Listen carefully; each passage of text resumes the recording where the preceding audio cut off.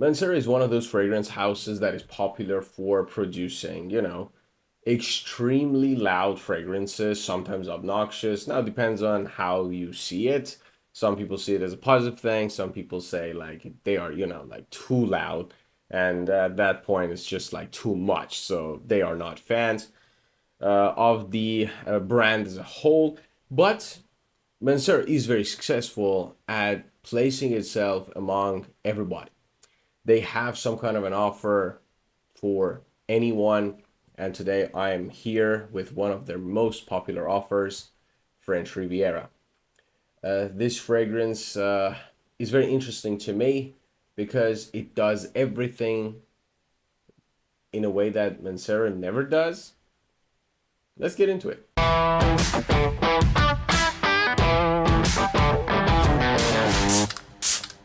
So as I said before, Mancera is very, very famous for producing some of the loudest fragrances known to men. And of course, like red tobacco and explicit vanilla, Tonka Cola, some of those creations are extremely loud. However, this one is kind of like a weird thing. Okay, it smells great. I love it.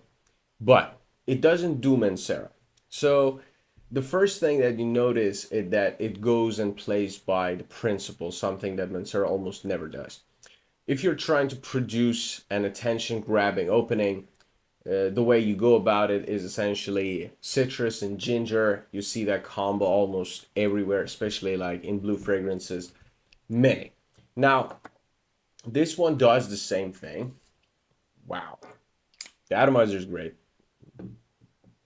So starts with a now the notes that are listed, I guess, are tangerine, bergamot, uh, and one other citrus. I cannot remember, but those three plus ginger and black pepper. So they have this, like the classic blue opening. However, in the opening, I don't get any spice. So there is no pepper, essentially, as in like black pepper. I kind of get something that may be black pepper, but it's not spicy at all, right? When it comes to blue fragrances, this can fit in the category. So, like, if you're looking for a niche blue fragrance, this definitely got the qualities to actually qualify. However, this is a tad bit sweet. To me, it has this very strange sweetness. I don't know, like, where it comes from. Because, like, in the mid, it hits, the C notes, essentially like the ozonic notes. It's has whatever. It has this green kind of like a development throughout the mid. However, it never becomes any kind of like, how say, like, it doesn't become aggressive in a sense that like some of the blue fragrances essentially attack your nose in a very pleasant way, but they do attack your nose. They grab your attention. They force you to, like, kind of like search for the smell, namely like Sauvage, maybe K from Dolce& and Gabbana. Those fragrances are very, very attention grabbing. This one is more subtle. It's more, I want to say, smooth. And for that reason, it differs from like your typical blue fragrance. However, it combines it with like a classic masculine kind of a vibe. It is very clean. Although, like, yes, it is attention grabbing, but it's not in that way that is like, essentially like, how say, like, grabbing you by the collar. You're like, come here. It's not doing that. It's very smooth. It's very clean. It's very classy. Can smell the pine, can smell the vetiver, can smell the ozonic notes, like very, very, it's just like a breeze, it's very, very fresh. Ah, I love this fragrance so much. One thing about French Riviera is that it's hyped, but not like TikTok hyped, right? So it has that kind of like a popularity that you expect, of course, from like a successful creation, but it's not like how say, like being thrown at you. It's like something that you can get to discover and get to enjoy, which is one of those things that essentially, uh, you know, got me to buy it in the first place. From the atomizer, smells very alcoholic for some reason. That's weird. But in the air, absolute magic. Very, very well done. Now, in the dry down, it says it has amber, it has musk and salt. Yes, it is salty because of the, that ozonic nature, the C notes.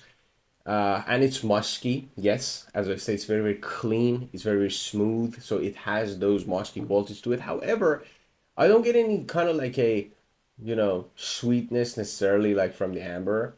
I don't think like it is very ambery in a way that like, okay, this is amber and this is actually like doing all that. Like what amber normally does is that it gives you like this, how say, like very deep, rich sweetness. It's not doing it here. At least I don't get any. Now I've been wearing this fragrance for like 2-3 days, like past 2-3 days, and I've seen its development and I've seen the way it moves around essentially. I don't get any kind of like an amber sweetness. Now, no complaints about the performance here on my skin. It performs really well. 8 hours on the skin. Of course, it becomes like more of a skin scent like past 6 hour mark, but still, that's plenty. And in terms of projection, it is very, very good for a fresh fragrance of this kind. Again, very, very well done with everything that is in here. Yeah, so French Riviera from Mancera. Hopefully you enjoyed this video, and of course it's helpful if you're trying to go and enjoy this scent yourself. Again, no complaints about this scent. I think the hype is justified, I guess. Now some people, I've seen reviews like people are trying to crap all over this. I don't buy it, honestly. Like, what do you expect? This is a niche fragrance trying to be mass appealing. It's very nice to see Mancera kind of like moving around a little bit and producing something that is not their style necessarily. This is what I love about the house. They do experiments, they move around, they try to shake things up, and of course it's hit and miss. But this one to me is an absolute gem. Love this fragrance so much, and hopefully you try, and if you already have it, like it as much as I do. Thank you for being here, and thank you for spending your time here with me. As always, if you are not subscribed, subscribe to the channel, or consider subscribing, I should say. And see you in the next one. Take care of yourselves.